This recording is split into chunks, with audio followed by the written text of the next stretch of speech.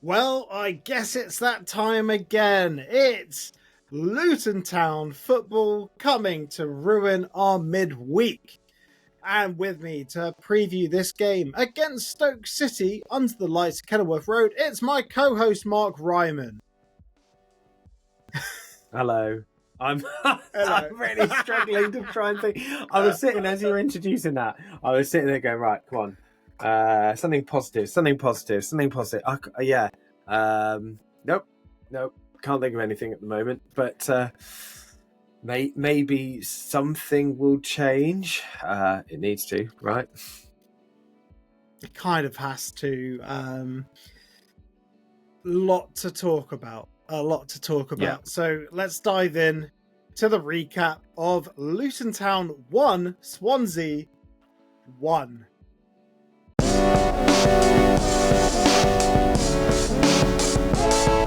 Okay, so this was an instant classic, one that will live long in the memories of every single Luton fan who all flooded out as soon as the full-time whistle was blown. It was freezing. It was so cold, and the club were just going around. The players were just going around clapping, empty seat pretty much. Very few people stayed. Fair play to the ones that stayed. Some people were booing, some people were clapping. I respect people's rights to do whatever they want, but I don't understand how you can clap, because what the players are showing, like some players are showing some fight. Like Jordan Clark is one that I pick out, who's, he's on a rough ride this year, but he always puts in 100%. But the midfield's just a mess, and Yep. Kaminsky as well. Like, where would we be without Thomas Kaminsky? We'd be rock bottom. It's a mess. It's a mess, and Saturday epitomised the mess that we're in. Same old, no identity, no I mean, back three again. Same system that hasn't worked. Players look like they don't know where they're supposed to be. The ball's bouncing off them. The rain and the wind was terrible, but Swansea still managed to play it on the floor. We're getting injuries out of nowhere. I mean, it's a mess. It's a mess from top to bottom. And I think that even look, we both, but regardless of recording outside of the podcast, we both had a chat at the start of the season and went, "This is what I'm worried about. This is it might go well, but I'm really worried it's going to do this." I think this is worse than I thought this season could be. Even in the worst case scenario, it really is. And I have to pick up on those post-match comments. Maybe I'm just nitpicking, but I just didn't like the way that Edwards was talking about the reason why the fans are unhappy is because we weren't winning. If you can't see the reason why the fans are unhappy, then that is just as ridiculous as playing five at the back time and time again. The fans aren't happy because we play with no style, we have no fight, we have no game management whatsoever, and it looks as if the players and the management staff are clueless about how to change it. It's not the results. How many times have we sat here on the podcast and said, as long as we see some form of a plan or fight, we'll be happy. I don't know. That just, maybe it was because it was such a crap game, but that just really irritated me.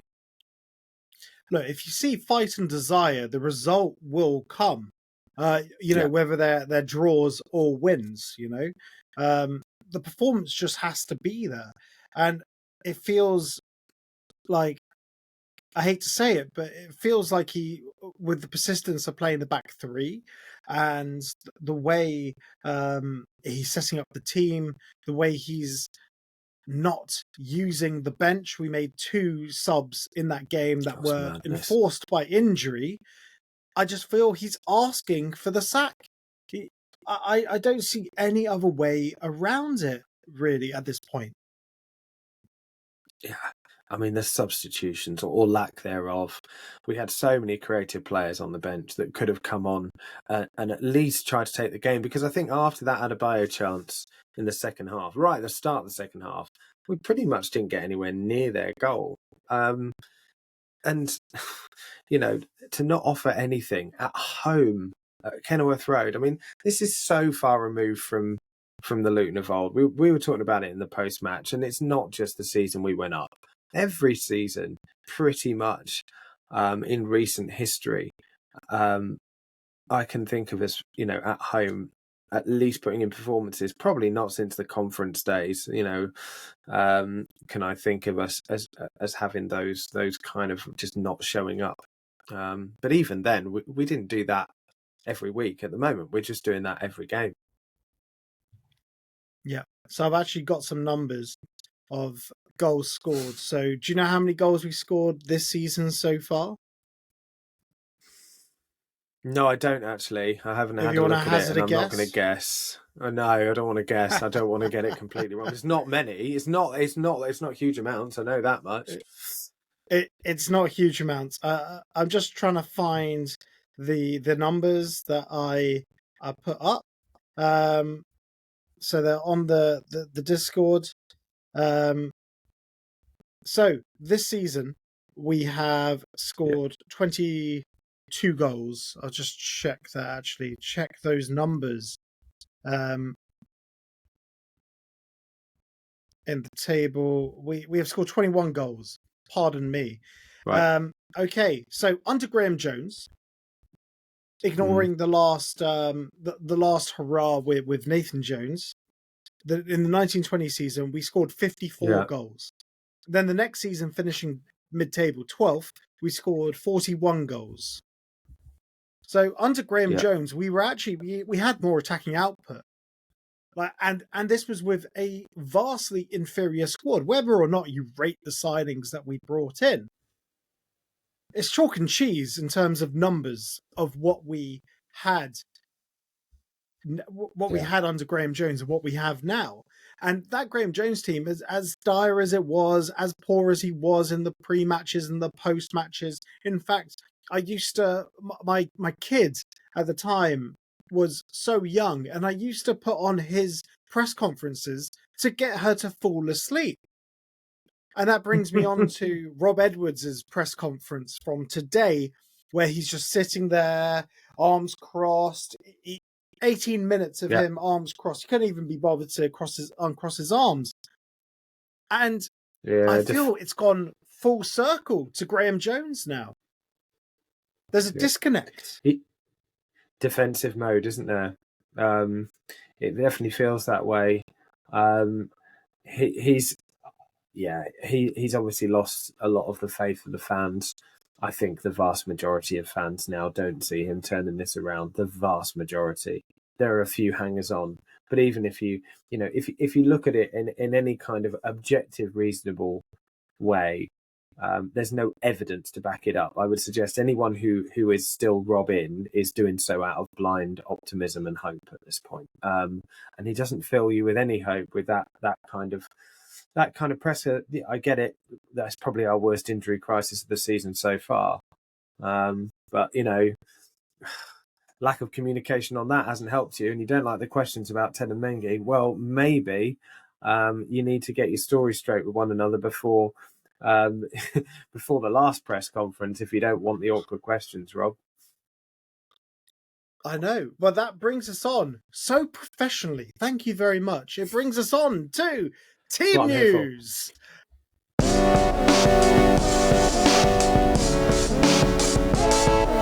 Team news ain't looking too good. That's all I'm going to say. So, Alfie Doughty, he's out until the new year. Ruel Walters, he's also out until the new year. With a broken foot that we didn't pick up, but England's picked it up. But that's another story. Yeah. Ted and Mengi looks like a long-term absentee, but we'll talk about him at the end. Amari Bell's missing. Reece Burke is missing. Liam Walsh and Shandon Baptiste. Surprise, surprise. Between them, they've only started 10 games this season between the two of them. Or is it 5? I forget. I think they've only played a part in 10 games this season. You're not going to count that 36 seconds as a part, right? Yeah, you're right. You're right. I can't count that. That's mad. No. But Ted and Mengi is the talking point here, and I think you got something you want to get off your chest. Yeah, look, I think I need to apologise really, because I, as a lot of fans after the Middlesbrough game, was quite emotional, and it was I think it's our post-match phone-in that I called out the performance, which I think is fair enough, and I suggested that it was more than just one thing. But I also said that Ted Mengi shouldn't put on a Luton shirt again, and yeah, that's on me.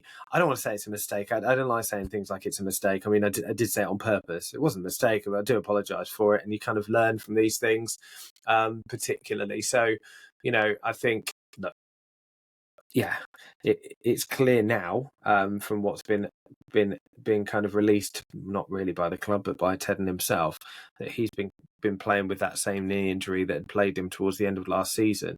So yeah, clearly owe him an apology and hope he recovers well soon.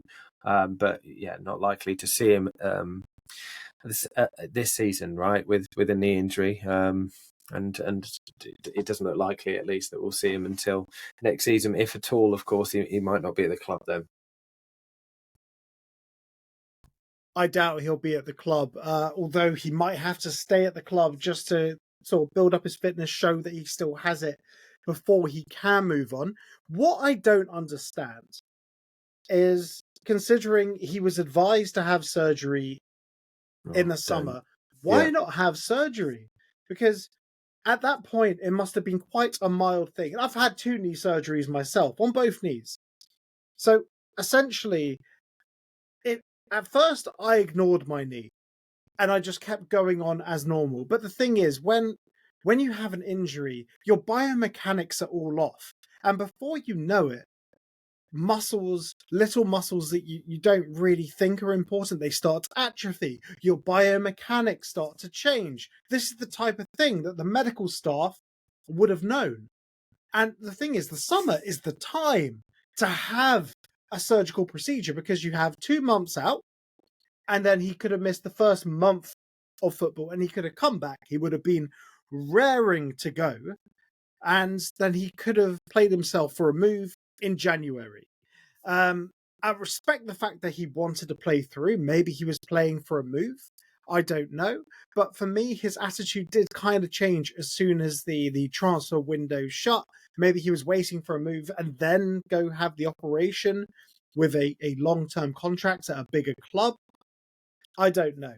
But it's inexcusable from him to not have that surgery, because it's his career at the end of the day. And what happens is wear and tear builds up, and he's probably done even more damage to himself now. Like, if it was like a meniscal tear that, someone said, yeah, you're going to need surgery to repair this. Whereas now he could have weakened his ACL. He could have done his PCL, his MCL. He could have done a lot more damage to the surrounding ligaments and not just the creamy center that is the meniscus. And you look at that picture of him, the amount of hardware he has on his knee, that looks like he's definitely done some sort of cruciate ligament, whether it's ACL, PCL, or MCL. And I'm not saying I'm a medical expert. I'm just going based off my experience of delaying a knee surgery until it got way too late. I mean, yeah, agree. But, I mean, what kind of medical department leaves it up to a 21-year-old? Let's be honest, that is ridiculous. All right, you can't force him to have the surgery, obviously not. But then you say to him, well, you're not playing until you do. As simple as that. You're under contract. Mm-hmm. I mean, there's that. You mentioned Alfie Doughty. That really annoyed me at the time. He's torn his, what is it? Is it Achilles? Is he done? Alfie Doughty? No, he's just done some ankle ligaments. Not his Achilles. His ankle ligaments, sorry. I think it's just a high grade back on the pitch. So we put him back on the pitch for 5 minutes at the end of a game. And he was running around. He's running around. We couldn't even spot Royal Walter's broken foot. That took the England medical department to do that for us, which he'd been playing with. Who knows how quick he would have been back. There's also the issues of last season. Mads Andersen, the ghost, who disappeared for what felt like 20 years after having a slight injury. We've barely seen him back since. And Nakamba, wasn't fit enough to play 5 minutes for us, but then can suddenly do 90 minutes in a row. What is going on with our strength conditioning, our medical department, who we've increased since the Prem? Since Elliot Plant left, there is no strength and conditioning. Right. Madness. Yeah. Madness. It is madness. Right. But looking at the team news, I put it up on my Twitter before. I think it's got to be a 4-3-3. That is the only way forward, and I think the 4 defenders should not pass the halfway line. No overlapping fullbacks, none of that. I think Joe Johnson has to start. If he's good enough for England under 19s, he's good enough for us right now, instead of playing a quarter fit Mads Anderson, which Mads Anderson, from his brief cameo where he looked like he was running with a parachute in Storm Dara, he should not be starting just yet. I think he needs a few development games to get up to speed. He looks like he doesn't trust his body at the moment. And I think Joe Johnson, Mark McGuinness, Tom Holmes, Daiki Hashioka, none of them should pass the halfway line, be really disciplined. You got Nakamba, like the same midfield 3, and then up front, you got to have Jacob Brown, Elijah Adebayo, or Carlton Morris, and Victor Moses. And you've got to have Victor Moses as high up as possible where he can actually affect the game. We want him attacking their box, not defending our box. And with a 4-3-3 as well, it can become a 4-5-1. But Victor Moses has to be as far up as possible, because at times he looked like he was the only person that was going to do anything in that game. I know we're touching on the recap for Swansea, but he without Doughty, he's pretty much our best and most creative outlet now. Yeah, I agree with everything that you said. I just don't see it happening. I don't know how many times Rob can play the same system and see it not working, and not change it effectively. He seems so reluctant to play that 4. Yeah, I absolutely, I don't disagree. And then you've got players like Chong that can come off the bench, or even start one of those wing positions. But yeah, I mean, it gives us so many more options going forward, as you say. And Joe Johnson was someone who, all right, he had a terrible game against Burnley. Name me many players that didn't. Exactly. Yeah. He got done. He was too slow for Koleosho. Well, again, name me some players that aren't. Is that really the watermark? We've had players that have managed to keep their place in the side despite having week in, week out bang average performances. It's crazy. Zach Nelson as well. I think he needs to get some minutes. He was on the bench, wasn't he, last game? I think I wouldn't mind seeing him starting. I think he's done very little wrong. But yeah, I agree. I just don't see it happening. Today, by the time you are all watching this, it's going to be very, very telling whether we set up with the back 3, considering all the injuries. And the less said about Liam Walsh and Shandon Baptiste, the better. I don't think they'll go down as as instant classic signings, will they? I think they might get forgotten. Especially Liam Walsh, who I think was very much a Rob Edwards signing, seeing as he's been a big fan of him from his days of youth football. But never mind. Shall we have a look at some previous encounters? Oh, God, do we have to? Yes. Okay, then.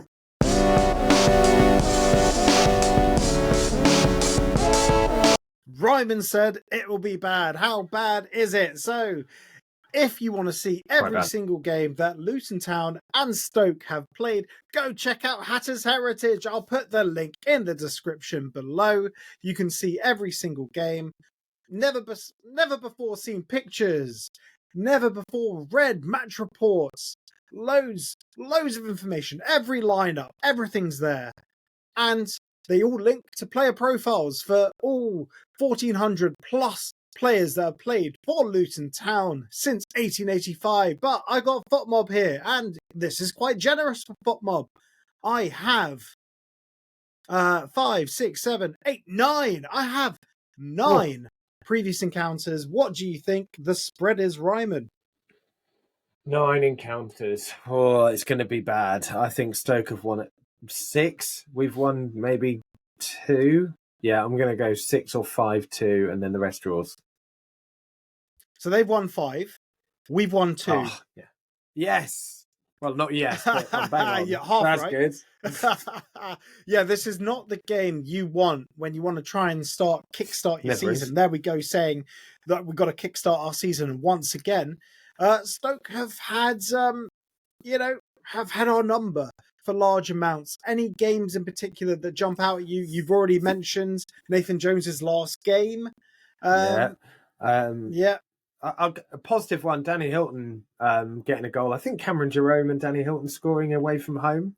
It's the only, at least recently, and then of course that Sol Davis tackle. They're the ones that stand out for me in a more sort of positive way, I guess. Can you count the Sol Davis tackle as positive? It's legendary. I don't know whether it's positive. It's the greatest tackle in football. It's still going around the internet today. I love Sol Davis. Who doesn't? Of course, we all love Sol Davis, definitely. Cool, we could do with some of that fight now, couldn't we? He'd get sent off 3 times for that. But yeah, look, we haven't had many good memories. But yeah, Danny Hilton, just the romance of him coming back under Jones and getting that goal. I think it was Cameron Jerome in that game as well. It really was, good goal, I think Hilton I remember as well. It was 2-1 in the end, wasn't it? Was it Tyrese Campbell that scored an absolute worldie? I can't remember who it was, but one of their... I'm trying to think of it as Campbell. It might not have been Campbell, but yeah, who scored it was an Baker. excellent goal for them. I think it was their centre back. Of course. Yeah. I know it was Lewis Baker, ex-Luton. Well, yeah, ex-Luton youth. Yeah. Ex-Luton youth. Yeah, of course it was. Now I remember. Yeah, make it 2-1. But yeah, that's the most recent game I can remember us actually getting anything from. Lots of pretty drab 1-0 losses in there. Yeah, they as I said, they've had our number for a long time. For me, what sticks out is not for the performance so much. It was the last home encounter. It was 1-0 Luton. Pelly scored a good goal. I took Brian Steen to that game. And because my dad didn't go, so I brought Brian Steen, and he had a great time because everyone was like, Bruno. It was a wonderful memory for me, having taken the legendary Brian Steen to a game. Absolutely wonderful stuff, and it wasn't the greatest game, but Pelly scored a decent enough goal, and it's in my memory anyway. So I was very happy with that. I bet. Yeah. Amazing. But shall we kick this over to Phill for his little bit? So Phill, you're meeting with the opposition, are you not? Take it away, Phill. Thank you very much, Ollie and Mark. It's good to hear from you guys after the cancelled podcast at the weekend, unfortunately, just because of my own illness. Apologies for any irregular listeners that look out for us. That was all my fault. Sorry. So today I would usually be doing my opposition preview, but it's a double game week, and sometimes it can be real pain to actually get some people to come on, and we've had a few technical difficulties today with getting someone on from Stoke City. So I'm going to do my usual little bit of spill, but this bit will be a lot shorter than normal. So essentially, Luton Town come into the game after a 1-1 draw at home to Swansea. The reality of it is, I think that we need a win at the weekend. I think that to take 4 points from 2 home games is acceptable. But the reality is also that we need to start picking up points, not just at home. The home form is the only thing that's keeping us out of the relegation zone, truth be told. So, we need 3 points this weekend. We need 3 points, on a Tuesday night, never mind the weekend. Stoke City, they've got a couple of exceptional players. They've got Tom Cannon up front, who will be sort of leading the press for them and leading the way in terms of trying to score some goals. They've also got the talent of Kumas, who's the son of Jason Kumas, a little bit of a blast from the past for those of you at a certain age. Stoke have also arguably got probably one of the best goalkeepers in the league. I think that potentially Cooper and to be fair, our own Kaminski. I think that the performance against Swansea will highlight to many people that if you want Kaminski to be busy, you want him to be shot stopping because he's an absolute sensation when it comes to his shot stopping. So I'm glad that he had a great game, and hopefully he takes a bit of confidence from his man of the match performance. The problem that we've got, though, obviously, is the fact that we're just not playing very well. And I'm sure that Ollie and Mark have gone into detail in the post-match phone-in and in this preview. And what's really worrying is Luton aren't particularly nice to watch at the minute. And I'm putting myself out there because I think it's important to sort of have an opinion. And I'm not sitting here hoping to hammer anyone. I don't want to absolutely go for Rob Edwards, but I'm finding us a real tough watch at the minute. It feels like after an international break, we sort of tried to go back to basics a little bit. But ultimately, is it just a massive regression? Like, are we just playing really poorly because that's all we've got? But that argument is a little bit null and void because we are better than that. We know that we can be better than that. We know that we can play decent football, but it's just simply not happening. And when you look at the injury record at the minute of who we're going to be missing, we're likely to be missing up to 7 first team players on Tuesday night.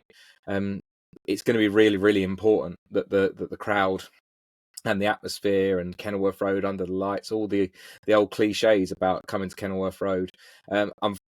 In this instance, we're actually hosting Stoke City rather than going away on a cold winter's night on a Tuesday to play them. So we need to make the place hostile, but ultimately as well, it's a reciprocal thing.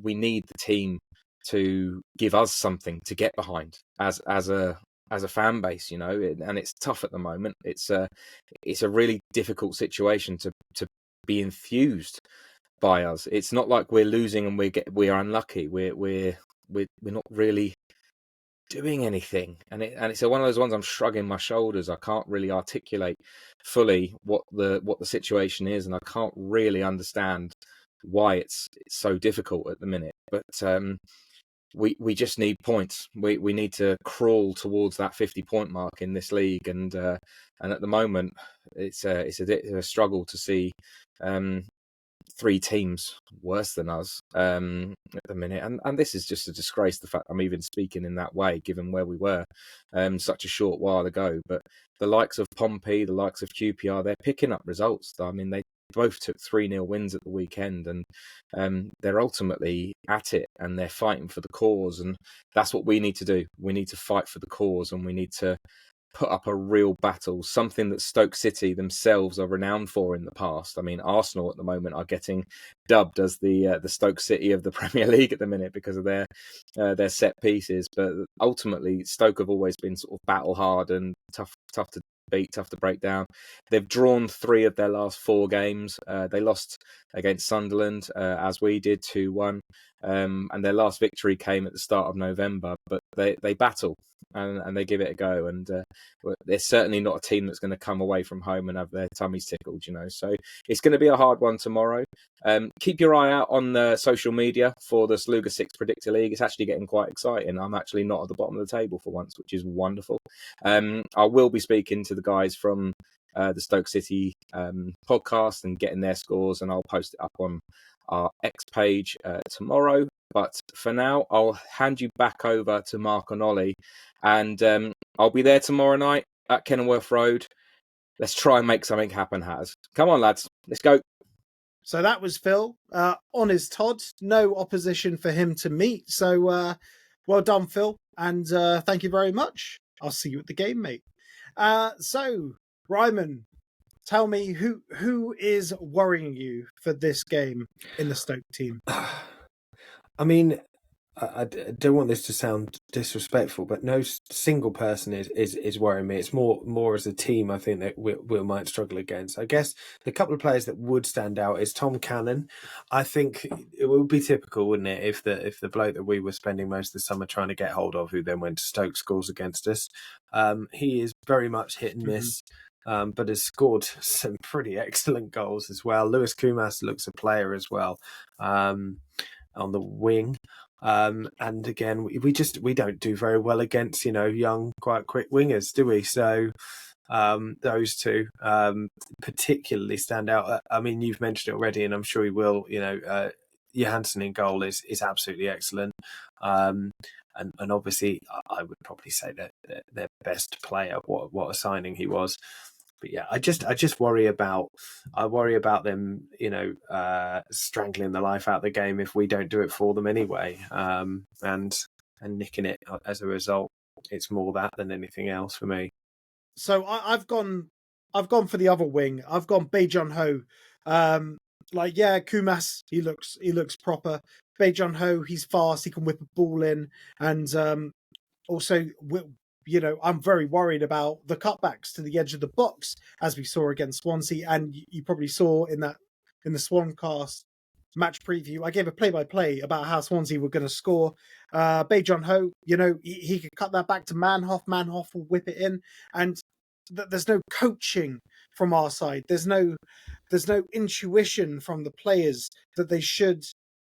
Maybe I should go and close down this massive gap at the edge of the 18-yard box. Sometimes the players need to use their noggins. Yeah, Bae-Jun Ho. I mean, the fact that you've got a player that can just literally pass it to the edge of your box from a corner, is terrifying. But you're right. I mean, cutbacks have been our downfall for the whole of 2024. Right? There's always a player unmarked. I lose count of the games where it's happened. Nearly every game, it's either a goal or should be. So if it doesn't happen in this game, it would be an absolute miracle. Yeah, you're right. Yeah, right. That leads us on nicely to score predictions.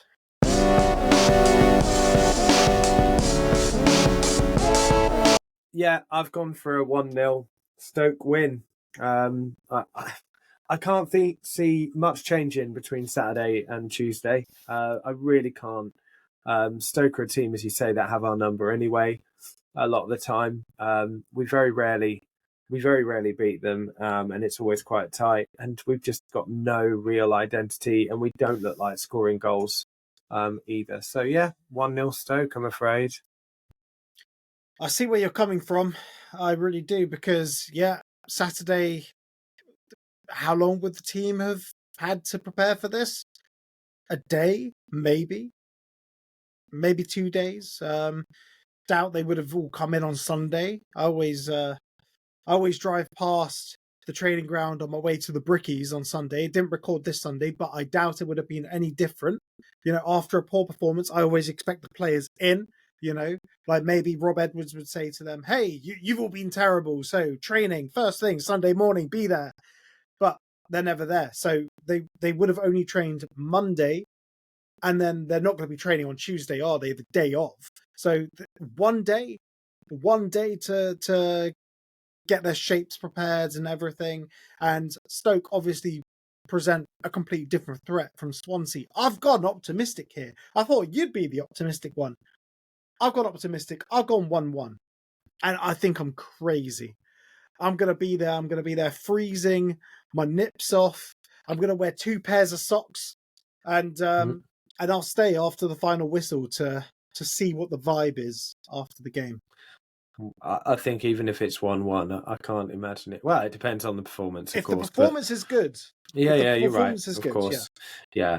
But if it's not, a la, Swansea, I think it doesn't matter. It won't be there. All people as they were against Swansea just won't be there. They'll have gone. But yeah, fair play to you for going. And yeah, hopefully there is still a decent amount of people that go and cheer them on, because they blooming well need it. So yeah, fingers crossed. Fingers crossed for something positive. Fingers crossed indeed. But that was it for our big match preview. If you've enjoyed this, subscribe for even more Luton Town content. There'll be a instant match reaction from yours truly after this game. We won't have a post-match phone-in immediately afterwards. We've just moved them to only Sunday. And I'll make sure that my internet is better for that one. But everyone, have a good, happy Tuesday. And most importantly, come on, you Hatters.